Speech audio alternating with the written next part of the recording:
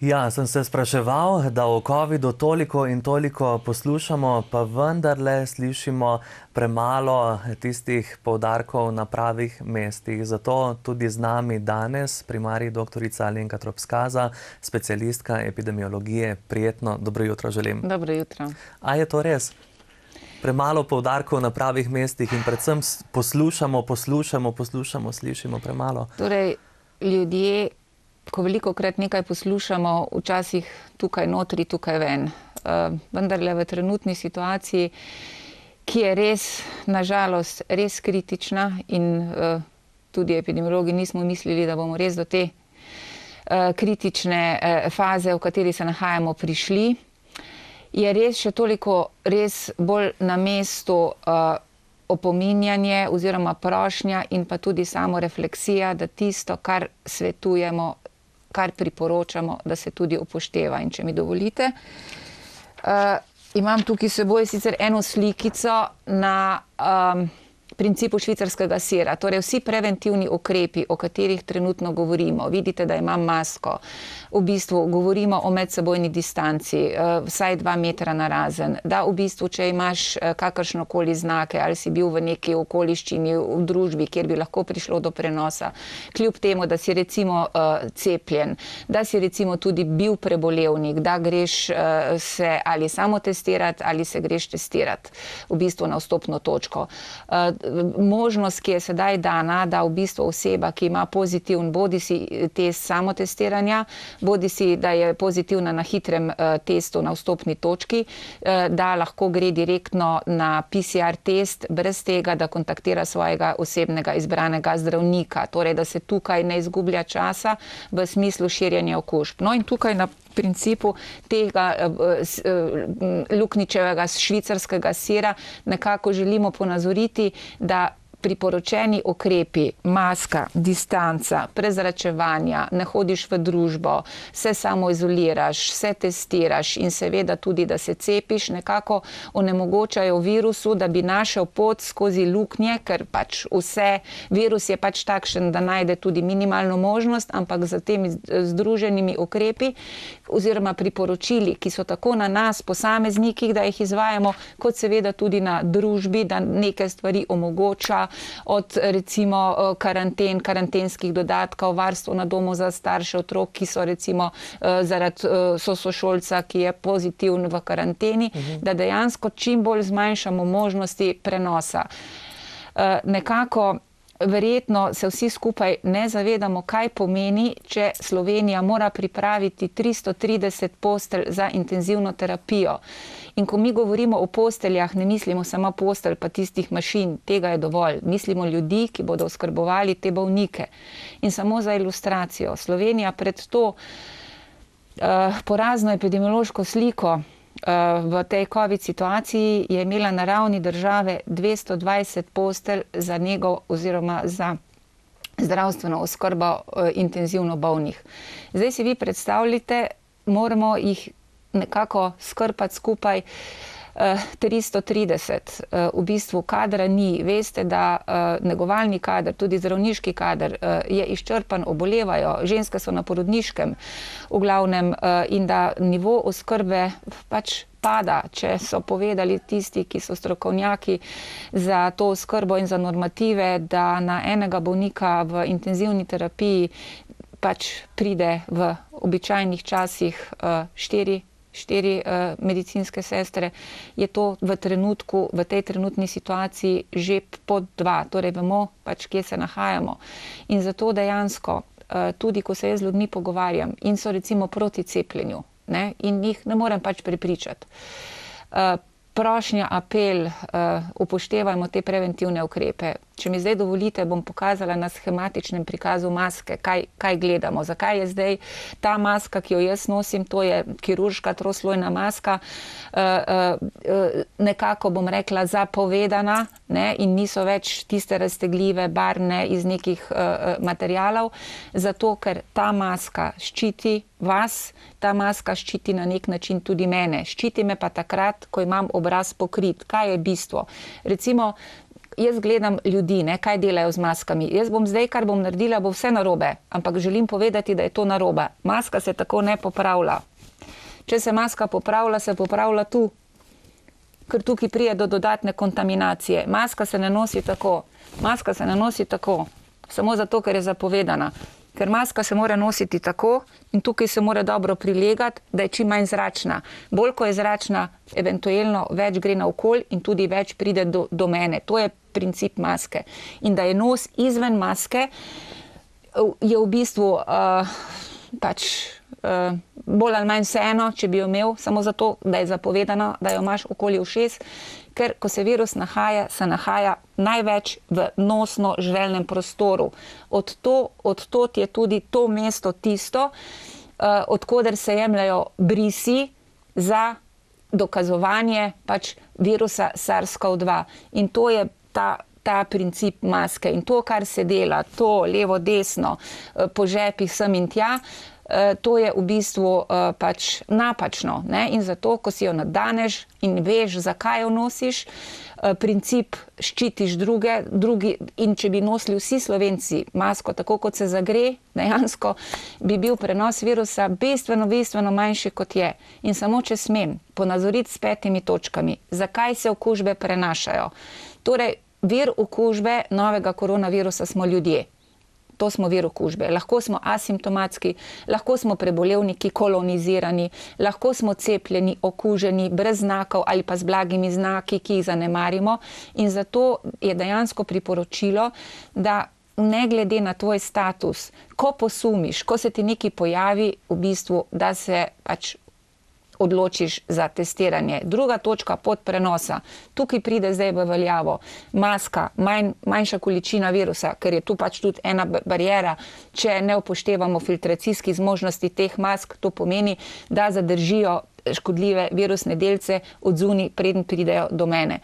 Potem razdalja, torej pot prenosa, večja razdalja, ko je, manjša je možnost, ne, tukaj zdaj pride v kontekst seveda tudi prezračevanje, ampak nažalost zima je tukaj in tukaj smo šibki, če bi seveda upoštevali druge mehanizme prezračevanja, ampak dobro, tega nimamo. Potem stopno mesto, to pomeni dihala, ne, in zdaj, če imam jaz masko, pa nos ven in bo zraven mene nekdo okužen, bom jaz veselo, kljub temu, da imam masko, se okužila. Torej vstopno mesto, to pomeni nosno-žrelni prostor. Kužna doza, izredno pomembna, pomeni, koliko ti tega virusa dobiš vase, temu mi rečemo kužna doza. Spet isti principi. Maska, razdalja, seveda ob vseh teh ukrepih oziroma točkah, ki sem jih neštela. Ne smemo pozabiti na higieno rok, roke čim bolj umivati, če se rok ne da umivati, ko se kaj dotikamo, so zdaj razkužilniki na mestu. Ne? Torej, in potem ta 5. točka, o kateri govorimo, krucialna, ko so že vsi 4 pogoji izpolnjeni, je pa seveda imunost, torej zaščita, ki je lahko naravna, torej zdrav življenjski slog, ki velja overall, ne samo za nalezljive, ampak tudi za nenalezljive bolezni. In seveda, ko se pogovarjamo o specifični zaščiti, je pa tukaj cepljenje. Veste, da Slovenci pa cepljenje, to ni zgodba, ki se je začela z covidom, da smo bili toliko in toliko desetletij pod režimom, da nismo nekako področju cepljenja namenjali tiste pozornosti, ki so jo drugje gradili na zaupanju, na teh zadevah, ki so zdaj tukaj razgalile dejstvo. In samo en podatek, na repu smo, kar se tiče precepljenosti proti gripi, proti covidu, vidite, v družbi pribaltskih držav Romunije in Bolgarije. In v bistvu, ko se jaz z ljudmi pogovarjam, pa rečejo, no, toliko si govorila o cepljenju, poglej zdaj Dance. Ne? Danci fenomenalno precepljeni, 86% vseh precepljenih, ne, pa poglej, koliko imajo okuženih. Potem pa jaz rečem, ok, res, nihče ni rekel, da je cepljenje za pri meni 100%, ne, vemo, da na delto, nažalost, na to delto je učinkovitost cepiv padla, zato je zdaj v bistvu ta številka tudi med cepljenimi, ki se okužujejo, takšna kakršna je, da recimo, da predstavljajo med vsemi potrjenimi tisti, ki so polno cepljeni, 1/4 do 1/3, novih prepoznanih okužb, ampak vendarle pri dancih podobno, ampak mi jih imamo v intenzivkah preko 220, pa nas je 2 milijona, danci 6 milijonov ljudi, pa jih imajo na intenzivnih terapijah, mislim, da približno 40. Tu nekje. Torej, bistvena je razlika, definitivno dobra precepljenost, dejansko, če ne ščiti, tako kot je na izvorno različico ščitila pred okužbo, ščiti pred hudim potekom. To pomeni, ni navala v bolnišnice, ni navala v intenzivne terapije. In to je ta zgodba. In če mi primerjamo, recimo, to so pač podatki, ki so dostopni na spletu, recimo Bolgare, Romune s 30% precepljenost, pa njihovo število oziroma umrlih in v primerjavi na 100 tisoč, v primerjavi z danci, pa njihove intenzivke, vidimo, kje smo. Tudi recimo Slovenci, na žalost, mi imamo 14-dnevno povprečje, praktično 15krat večje, kot jo imajo v Nemčiji, 10krat večje, kot imajo v Avstriji, pa vemo, Berlin dejansko uvedel PC pogoj, Avstrijci uvedli PC pogoj, pa v bistvu bistveno nižjih, tolikokrat nižjih številkah, ob tem, da tudi Nemci pač ocenjujejo svojo precepljenost okoli 65-66 kot slabo, podobno ocenjujejo Avstrijci in države z dobro precepljenostjo, ne da ne bi imele okužb, to nihče ne zanika, nimajo pa ogroženega delovanja zdravstva in v tem je ta razlika v bistvu in tistim, ki mi rečejo, no v bistvu zdaj pa vidiš, da cepivo ni tako učinkovito, tukaj se zdaj vidi razlika. In če bi mi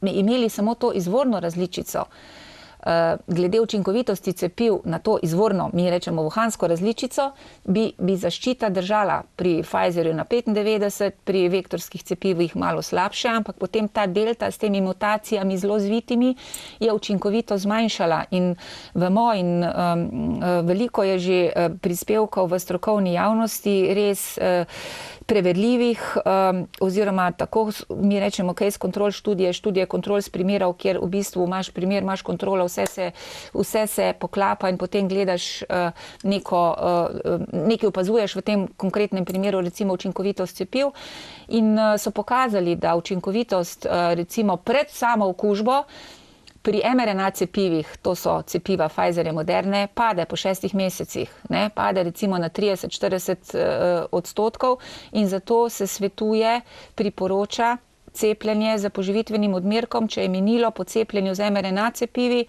6 mesecev in več. Seveda vemo, da po vektorskih cepivih, to sta cepivi Johnson & Johnson in pa AstraZeneca, učinkovitost pade še prej. Zato je na osnovi teh znanstvenih dognanj priporočilo, da osebe, ki so dobile pa kot prva 2 odmerka, recimo AstraZeneca, da se cepijo s 3. odmerkom že po 2 mesecih, ker je učinkovitost proti okužbi pač slaba. Na srečo v nesreči pa je učinkovitost vseh cepiv proti hudemu poteku, to pomeni grožnji v bolnišnice, v intenzivke, pač dobra. In dejansko to, kar se opazuje tudi pri sprejemih v slovenske bolnišnice, glede, mi rečemo, torej, težke akutne dihalne stiske pri tistih, ki pač so okuženi s covidom, dejansko v glavnem so cepljeni tudi sprejeti, vendarle bistveno manj kot necepljeni, da ne govorimo o sprejemih v intenzivke, kjer je status cepljen, nescepljen v prid cepljenim, torej tveganje 10krat nižje. Po drugi strani, kar meni tudi rečejo, da ljudi moti, da forsiramo cepljenje tudi pač vseh, ne samo oseb starejših, kajti največji napovedni dejavnik za težek potek zaradi covida je starost. Plus seveda potem še pridružene bolezni. Ampak ko si star, v glavnem nisi popolnoma fit. In to je res. Starost je tista pač, ki je nažalost ta napovedni dejavnik za težek potek in se začne že to po 50. letu, potem strmo začne naraščati po 70. in seveda po 80. letu. Seveda zdaj nekako prototip v trenutnih razmerah, prototip, se opravičujem, da tako rečem, slovenskega bolnika, ki ima velike možnosti, da bo končal na intenzivi v naši situaciji, kjer vemo, kako je virus razširjen. So recimo osebe 55, 60 let, 61 do 65, ki so kronični bolniki, recimo sladkorni, povišan krvni tlak, povečana telesna teža in to je to. In tudi povprečna starost sprejetih bolnikov, ki se zdravijo s covidom zaradi akutne dihalne stiske v bolnišnicah, je recimo 63 let. To niso zdaj zelo, zelo stari ljudje. In je res, da v teh starostnih skupinah nad 50 let precepljenost seveda ni taka, kot bi si želeli, je pa dejstvo, da ko se virus prenaša, lahko seveda nekdo, ki je mlajši, na videz fit, mladi rečejo, sej meni pa nič ne bo, v glavnem po veliki večini primerov imajo prav, čeprav poznamo tudi težave v kontekstu dolgega covida, ampak vendarle ne veš, koga boš pa ti okužil. In zato je potem tudi ta prošnja za razmislek, da bi k cepljenju pristopili vsi, za katere je pač seveda cepivo registrirano. Kar se pa tiče otrok, v glavnem pa predvsem tistih, ki hodijo veliko babicam pa k dedkom, ki jih recimo ti čuvajo, ki imajo zelo tesne stike, če že starši kolebajo, pa recimo rečejo, ja, se otroci niso ogroženi. Dejansko Američani poročajo že glede covida in otrok, da je hospitalizacija pri otrocih zaradi covida na 8. mestu, po hospitalizacijah pač v njihovem geografskem prostoru. Vemo tudi, kako smo poročali, bili zaskrbljeni zaradi post-covidnega sindroma pri otrocih, tako da to je pač eno splošno priporočilo, seveda s poudarkom pa, da dejansko starejši pa v tehle časih, da oklevajo za cepljenje, je pa kako naj rečem, slabo, po eni strani žalostno. Nekateri govorijo o tem, tudi stroka, da bi se naj epidemija poslovila v začetku prihodnjega leta. Naše številke verjetno ne botrujejo konkretno tej plati zgodbe, takšnim nagibom, ali pač je sploh možno, glede na vse nove seve, ki se pojavljajo, da se to zgodi? Zdaj, kar se tiče v bistvu tega seva, ki zdaj kroži, to je delta sev. Mi imamo mi in še pač 24 črk, mislim, da ima grška abeceda, ne vem, kaj nas čaka, ampak zaenkrat kaže, da tudi te nove različice, ki se pojavljajo, naj ne bi izpodrinile delta varianto. Tako da te napovedi v bistvu, da upamo, če se ne zgodi ne vem kaj, zato pa moraš biti čarovnik s stekleno kroglo, bi potem v drugo leto, ko se bomo bodisi ali pocepili ali prekužili, bil ta novi koronavirus, tako imenovani virus, ki bo krožil med nami. Kajti recimo mi imamo neke klasične koronaviruse, ki povzročajo običajne prehlade in krožijo in zaradi tega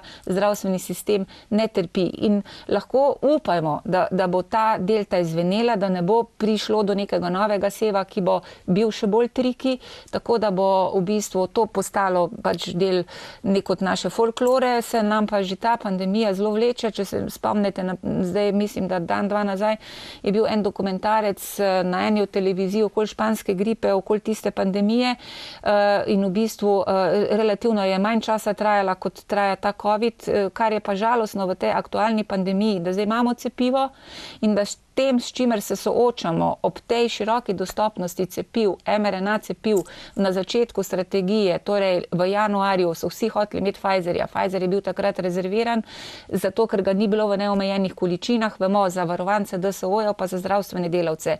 Danes jih je par 100 tisoč odmerkov na razpolago, v bistvu cepivo kolikor hočeš in še več pa teorij zarot, zakaj cepljenja da. Po drugi strani me pa tudi žalosti to razmišljanje. Veste, da so zdaj ti isti farmacevti, ki proizvajajo cepivo, tudi že recimo v Ameriki, čakajo še na odobritev zdravila v Evropi, recimo registrirali zdravilo Molnupiravir, kot zdravilo proti covidu. In zdaj ti skeptiki, tem istim farmacevtom, ki so naredili cepivo, ne verjamejo, ko bo pa čudežna tabletka, pa verjamejo. Ampak kaj je glavna paradigma? Ko se ti cepiš, imaš veliko verjetnost, da tudi če se boš okužil, da boš resno zbolel. Da boš pa ti jemal Molnupiravir ali pa še eno drugo učinkovino, ki jo je registriral Pfizer. Takrat boš pa verjel, da je ta tabletka učinkovita in se boš zdravil, ampak ti boš najprej zbolel.